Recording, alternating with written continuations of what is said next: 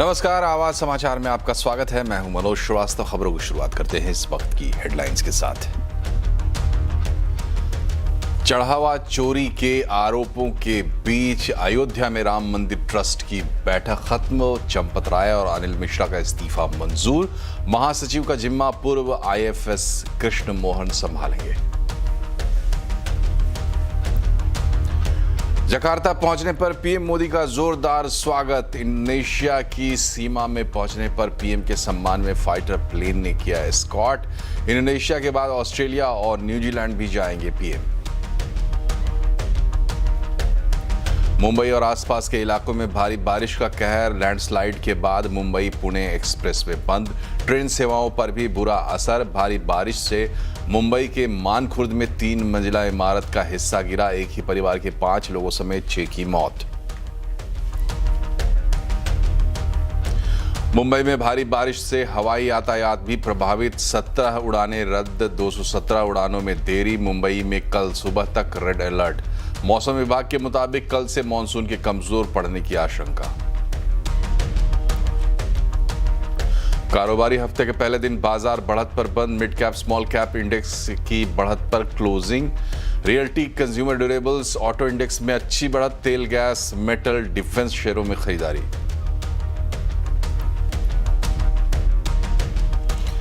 Instagram पर बाल यौन शोषण सामग्री के विज्ञापन मामले में मेटा पर एक्शन। आईटी मंत्रालय ने नोटिस देकर 7 दिन के अंदर मांगा जवाब। ऐसे सभी विज्ञापन हटाने के दिए निर्देश। एनसीपीसीआर ने भी मेटा को नोटिस भेजकर मांगा जवाब। फीफा वर्ल्ड कप में बड़ा उलटफेर। नॉर्वे से हार कर 5 बार की चैंपियन ब्राजील वर्ल्ड कप से बाहर। पहली बार क्वार्टर फाइनल में पहुंचकर नॉर्वे ने रचा इतिहास। हार के बाद ब्राजील के स्टार खिलाड़ी नेमार का संन्यास।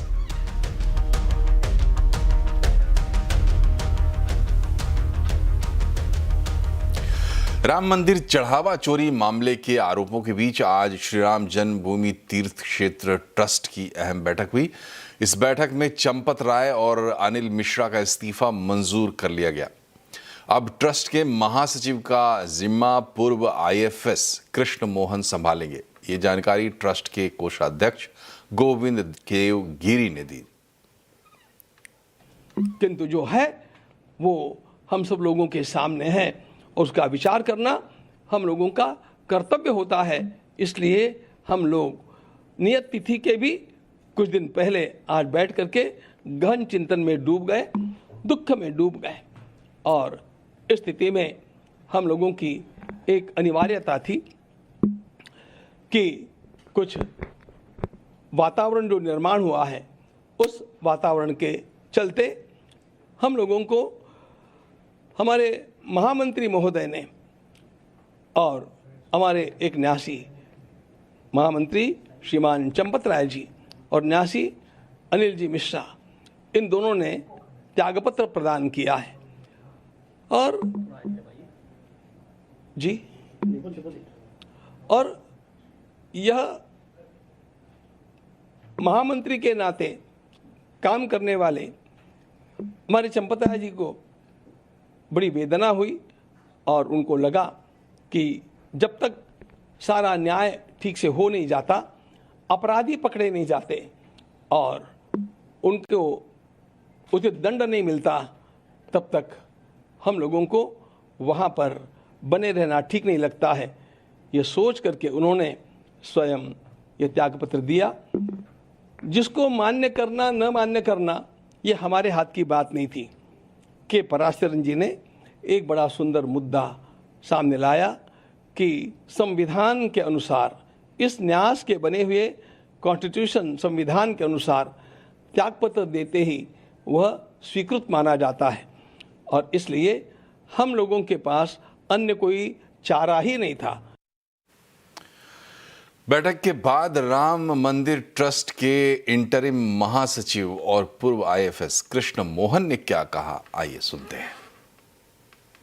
इस प्रकरण में जो हुआ है उससे हम सभी आहत हैं, सभी को कष्ट हुआ है, राम भक्तों को कष्ट हुआ है। अब इस में कहीं न कहीं प्रबंधन और संचालन में कुछ कमियां रह गई थी, जिसका फायदा लोगों ने उठाया। तो मेरा ये पहला प्रयत्न होगा कि वो जितनी त्रुटियां जहां कहीं भी लूप होल्स हैं, कहीं छूटा हुआ है, उसको सबसे पहले बंद करना। इस प्रकार की पुनरावृत्ति न हो भविष्य में, इसका मैं पूरा प्रयत्न करूंगा। प्रधानमंत्री नरेंद्र मोदी इंडोनेशिया की राजधानी जकार्ता पहुंच गए हैं। इंडोनेशिया के राष्ट्रपति प्रबोवो सुबियांतो ने प्रधानमंत्री मोदी का गर्मजोशी के साथ स्वागत किया। इंडोनेशिया की सीमा में पहुंचने पर पीएम का विशेष राजकीय स्वागत किया गया। पीएम मोदी के विमान को फाइटर प्लेन ने एस्कॉर्ट किया। कल यानी 7 जुलाई को इंडोनेशिया के राष्ट्रपति प्रबोवो सुबियांतो के साथ प्रधानमंत्री की द्विपक्षीय वार्ता होगी। 11 जुलाई तक प्रधानमंत्री 3 देशों के दौरे पर रहेंगे। इंडोनेशिया के बाद वो ऑस्ट्रेलिया और न्यूजीलैंड भी जाएंगे। पीएम के दौरे पर डिटेल जानकारी के साथ आलोक प्रियदर्शी जुड़ गए हैं। बताएं आलोक, क्या क्या है इस दौरे के एजेंडे में? बिल्कुल, देखिए, जो 3 देशों का अहम दौरा प्रधानमंत्री नरेंद्र मोदी का हो रहा है, खासतौर से जो ये इंडो पैसिफिक क्षेत्र है, इसमें एक तरह से बड़ी साझेदारी बनाने की कोशिश की जाएगी। अगर बात करें सबसे पहले इंडोनेशिया की, तो इंडोनेशिया इसलिए अहम है क्योंकि 2018 में जब भारत के साथ व्यापक रणनीतिक साझेदारी बनी थी, उसके बाद ये पहला दौरा होगा भारत की तरफ से। प्रधानमंत्री हालांकि यहाँ पर पहले भी 3 बार जा चुके हैं, चौथी यात्रा है। और खासतौर से देखें तो आसियान में इंडोनेशिया की बड़ी भूमिका है। भारत के बाद वो दूसरा बड़ी आर्थिक शक्ति है, लिहाजा दोनों देश आपस में व्यापारिक समझौता बनाने में और खासतौर से जो डिफेंस और समुद्री क्षेत्र में इस क्षेत्र में किस तरह से सहयोग बढ़ाया जाए, इस पर बातचीत होगी। और खासतौर से आपने देखा होगा कि इंडोनेशिया खासतौर से भारत के ब्रह्मोस में काफ़ी दिलचस्पी ले रहा है, लिहाजा ब्रह्मोस के निर्यात पर भी चर्चा हो सकती है। ये पूरा एक दौरा काफ़ी महत्वपूर्ण है और इसके साथ साथ जो क्रिटिकल मिनरल्स हैं, निकल है, टिन है, जस्ता है, इन तमाम चीज़ों पर भी चर्चा की जाएगी। इसके बाद जो दूसरा देश है, जो ऑस्ट्रेलिया है, जहां पर 8 से 10 तारीख तक प्रधानमंत्री रहेंगे, वो अपने आप में काफ़ी महत्वपूर्ण है क्योंकि वहां पर आप देखेंगे कि भारत और ऑस्ट्रेलिया क्वाड में पहले से ही मेंबर हैं। लिहाजा जो इंडो पैसिफिक क्षेत्र है, वहां पर शांति, समझौता, डिफेंस, ये सब मुद्दों पर काफ़ी चर्चा होगी। और वहां पर एक भारत प्रधानमंत्री एक सीईओ फोरम को भी संबोधित करेंगे, जिसमें बड़े सारे क्षेत्र में भारत जिस क्षेत्र में काफ़ी अहम है, डिजिटल सेक्टर हो, चाहे जिस सेक्टर में भारत के साथ रणनीतिक हो सकती है, उन तमाम चीज़ों पर वहाँ के जो सीईओ फोरम के साथ प्रधानमंत्री की चर्चा होगी। प्रधानमंत्री की ये तीसरी यात्रा होगी ऑस्ट्रेलिया में और वहाँ पर एक इंडियन डायस्पोरा को प्रधानमंत्री भी संबोधित करेंगे। और तीसरा देश जो आखिरी देश है न्यूजीलैंड, वो भी अपने आप में अहम है क्योंकि भारत का न्यूजीलैंड के साथ फ्री ट्रेड एग्रीमेंट है। लिहाजा फ्री ट्रेड एग्रीमेंट के बाद ये भारत के प्रधानमंत्री मोदी का पहला दौरा है, इसलिए इस लिहाज से काफ़ी अहम है। एग्रीकल्चर सेक्टर हो, चाहे वहाँ के जो डेयरी सेक्टर हो, ये काफ़ी अहम है और भारत इन सब चीज़ों पे आपस में सहयोग और समझौता बढ़ाकर काफ़ी आपस में एक दूसरे की मदद कर सकते हैं। लिहाजा न्यूजीलैंड भी एक अहम पड़ाव होगा भारत के प्रधानमंत्री में। और तीनों जो देश हैं अपने आप में एक पूरे जो इंडो पैसिफिक क्षेत्र है, उस सेक्टर में, पूरे एरिया में एक रणनीतिक समुद्रिक साझेदारी बनाने के लिहाज से ये काफ़ी एक बड़ी यात्रा रह सकती है प्रधानमंत्री मोदी की। बहुत बहुत शुक्रिया आपका आलोक। बढ़ते हैं खबरों में आगे। बाल यौन शोषण सामग्री का विज्ञापन दिखाने के मामले में आईटी मंत्रालय ने मेटा को कड़ा नोटिस भेजा है। मंत्रालय ने मेटा को ऐसे सारे विज्ञापन हटाने और 7 दिन के अंदर जवाब देने का निर्देश दिया है। क्या है पूरा मामला, बता रहे हैं संवाददाता अश्विन मनचंदा। इंस्टाग्राम की पेरेंट कंपनी मेटा के ऊपर आरोप लगे हैं कि कंपनी ने बाल यौन शोषण से जुड़े हुए विज्ञापन लिए और अपने प्लेटफॉर्म के ऊपर दिखाए। सरकार ने इसको लेकर के कड़ा रुख अपनाया। सरकार ने कंपनी को नोटिस भेजा है। सरकार ने कहा है कि इससे जुड़े हुए जो भी सामग्री उनकी वेबसाइट्स पर है उसको तुरंत हटाए और इसके साथ साथ उनको प्रमोट करना पूरी तरह से बंद करे। कंपनी को जवाब देने के लिए 7 दिन का वक्त भी दिया गया।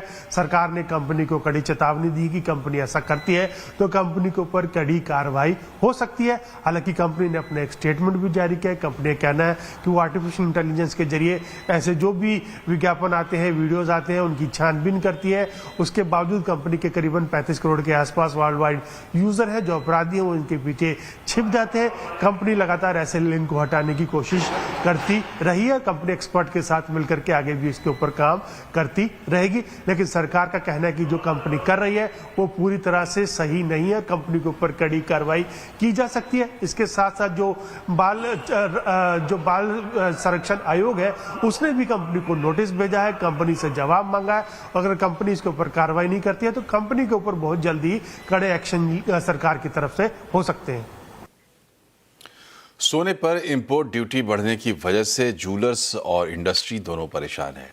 शादियों का सीजन होने के बावजूद डिमांड काफ़ी कम है। दूसरी तरफ तस्करी बढ़ रही है और बुलियन मार्केट में सोने के 2 रेट चल रहे हैं।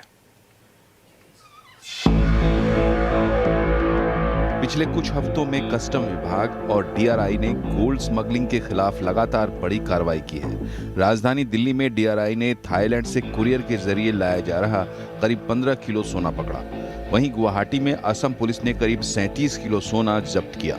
इन दोनों मामलों में जब्त सोने की कुल कीमत 75 करोड़ से ज्यादा आंकी गई है। जानकारों का कहना है कि गोल्ड की तस्करी के बढ़ते वारदात के पीछे करीब 18.5% का मार्जिन है, जिसके चलते स्मगलर्स हर रिस्क लेने को तैयार हैं। स्मगलिंग अभी चलेगा। 18.5% का जो इंसेंटिव जैसा उनको मिल जाता है ड्यूटी के एवज में, वो इतना ज़्यादा है 18.5% कि वो अपने आप को, उनकी टेम्पटेशन को रोक नहीं पाते और वो उसमें इंडल्ज कर लेते हैं। 18.5% is big amount of money to make, और इसीलिए वो लोग बहुत एक्टिव हैं।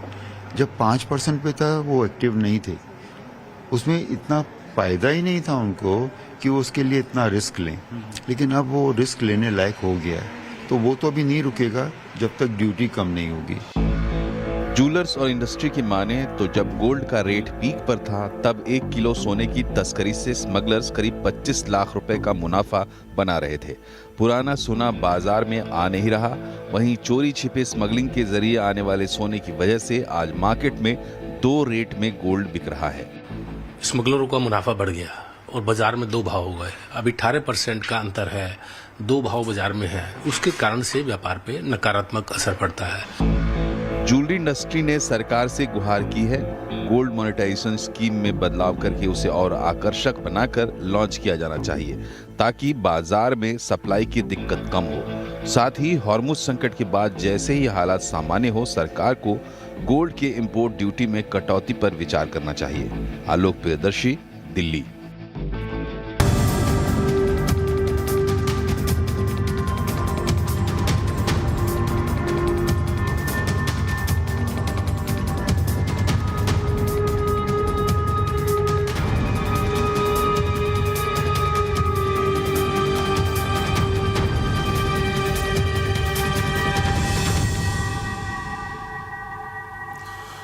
महाराष्ट्र में बारिश अब राहत नहीं बल्कि आफत बन गई है। खासकर मुंबई और आसपास के इलाकों में कुदरत का डबल अटैक देखने को मिल रहा है।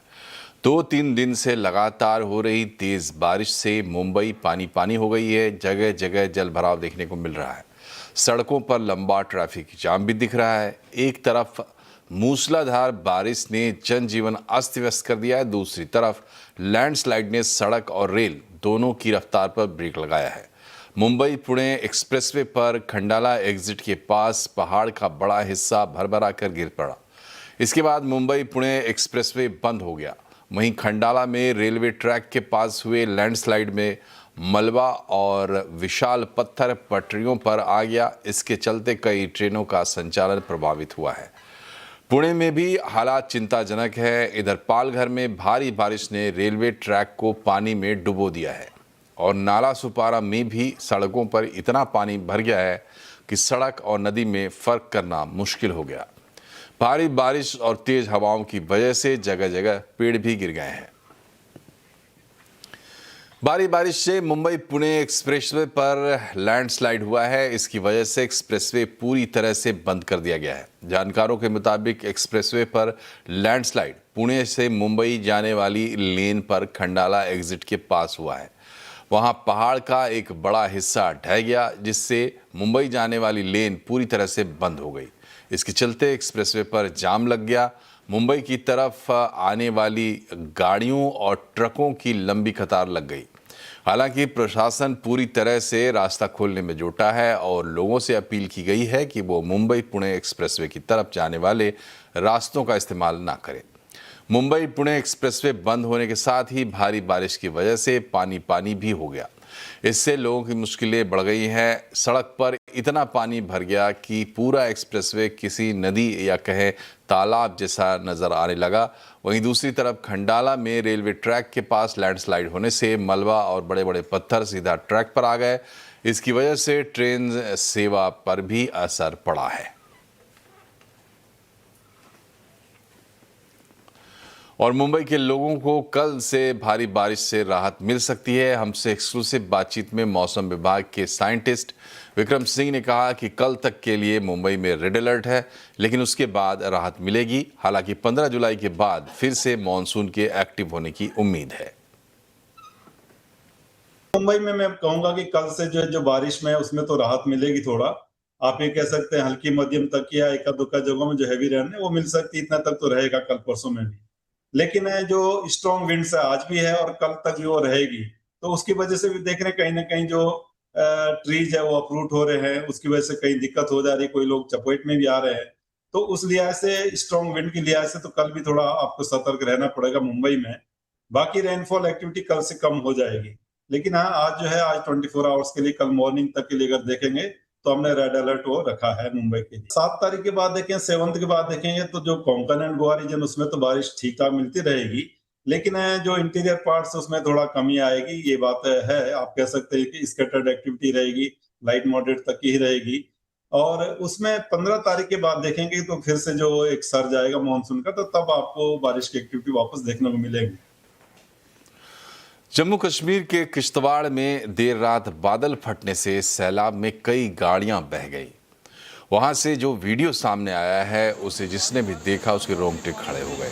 बादल फटते ही मलबे के सैलाब ने क्वार हाइड्रो इलेक्ट्रिक प्रोजेक्ट साइट को अपनी चपेट में ले लिया। इसकी चपेट में कई गाड़ियां भी आ गई और पूरे इलाके में अफरा तफरी का माहौल बन गया। बादल फटने से पत्थर और पानी तेजी से सड़क की तरफ आए। इससे जम्मू किश्तवाड़ नेशनल हाईवे बंद हो गया।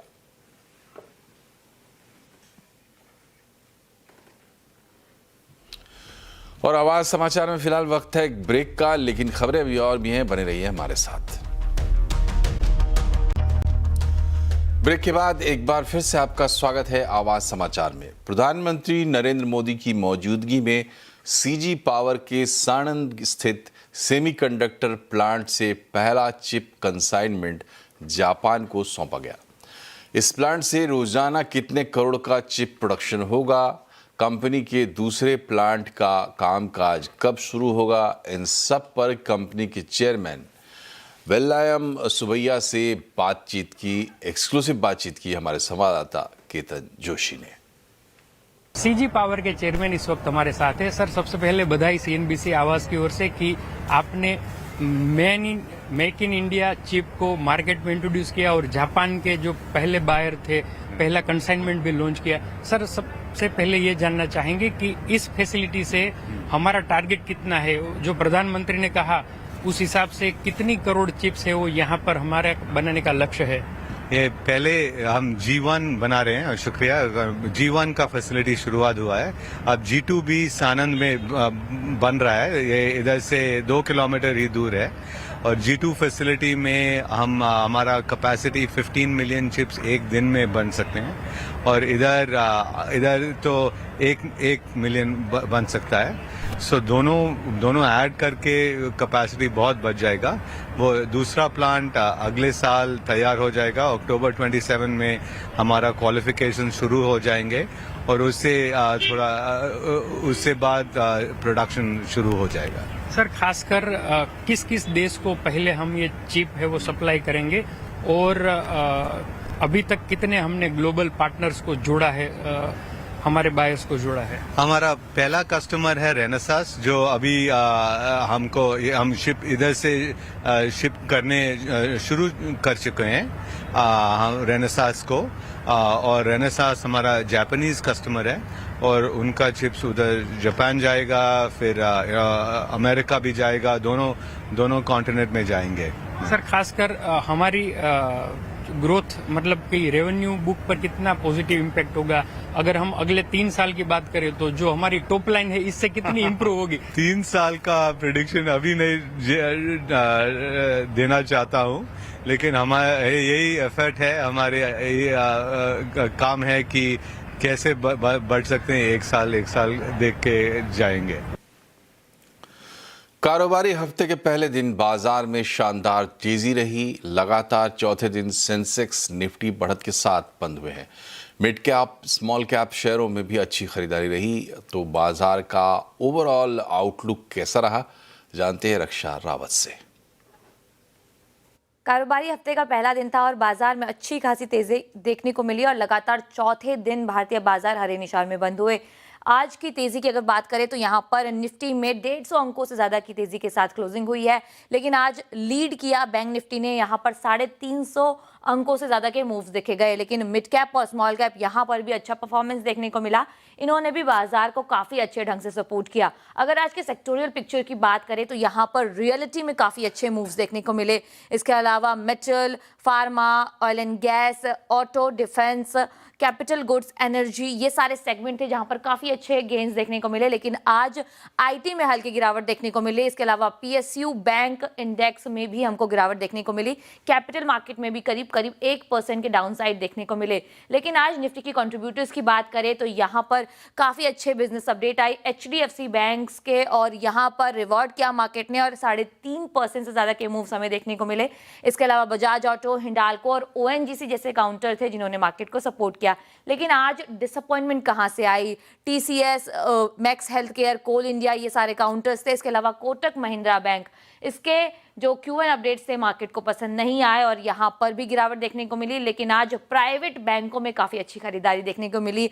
सिटी यूनियन बैंक, इंडसइंड बैंक, HDFC और जो बंधन बैंक था, यहां पर काफी अच्छे मूव्स देखने को मिले और यहां से मार्केट को सपोर्ट मिला। लेकिन एक और थीम थी जो आज चल रही थी, वो है पावर शेयर। यहां पर काफी अच्छी रिकवरी देखने को मिली और कुछ काउंटर्स है जैसे हिताची, सीमेंस और जी पावर, जहां पर काफी अच्छे मूव्स देखने को मिले। तो ये था आज के बाजार का पूरा मूड और माहौल। और 5 बार की world champion Brazil football world cup से बाहर हो गई है। नॉर्वे ने प्री क्वार्टर फाइनल में ब्राजील को हराकर बड़ा उलटफेर कर दिया है। नॉर्वे ने ब्राजील को 2-1 से हरा दिया। ये पहली बार है कि नॉर्वे क्वार्टर फाइनल में पहुंचा है। इस मुकाबले में ब्राजील की ओर से एकमात्र गोल नेमार ने किया। नेमार ने पेनल्टी को गोल में तब्दील करते हुए टीम का खाता खोला, लेकिन उनकी टीम एक गोल से फिर भी पीछे ही रह गई। नॉर्वे की ओर से दोनों गोल एर्लिंग हॉलैंड ने दागे थे। ब्राजील के स्टार फुटबॉलर 34 साल के नेमार ने इस हार के बाद इंटरनेशनल फुटबॉल से संन्यास का ऐलान भी कर दिया है। नेमार क्लब फुटबॉल खेलते रहेंगे। इधर राउंड ऑफ 16 के दूसरे मुकाबले में इंग्लैंड ने मेक्सिको को 3-2 से हराकर क्वार्टर फाइनल में जगह बना ली है। अब इंग्लैंड का मुकाबला नॉर्वे से 12 जुलाई को होगा। आज फीफा वर्ल्ड कप के राउंड ऑफ 16 में क्रिस्टियानो रोनाल्डो की पुर्तगाल का सामना स्पेन से होगा। रोनाल्डो शानदार फॉर्म में है और अब तक इस टूर्नामेंट में 3 गोल भी कर चुके हैं। पुर्तगाल और स्पेन दोनों ही टीमें इस टूर्नामेंट में अब तक एक भी मैच हारी नहीं है। ये मैच आज रात 12:30 बजे होगा। दूसरा मुकाबला अमेरिका और बेल्जियम के बीच होगा। दोनों टीम अभी तक 7 इंटरनेशनल मुकाबले खेल चुकी हैं, जिसमें बेल्जियम का पलड़ा भारी रहा है और बेल्जियम ने 7 में से 6 मैच जीते हैं और वो ये मैच सुबह 5:30 बजे होगा। और इथेनॉल वाले पेट्रोल पर देश भर में बहस छिड़ी हुई है, लेकिन कोई ये नहीं बता रहा है कि बिना कंज्यूमर को नुकसान पहुंचाए ब्लेंडेड पेट्रोल का रास्ता कैसे साफ हो सकता है। आज आवाज अड्डा में इसी पर होगी बड़ी चर्चा। E20 पेट्रोल बातें गोलमोल शाम 7:57 पर।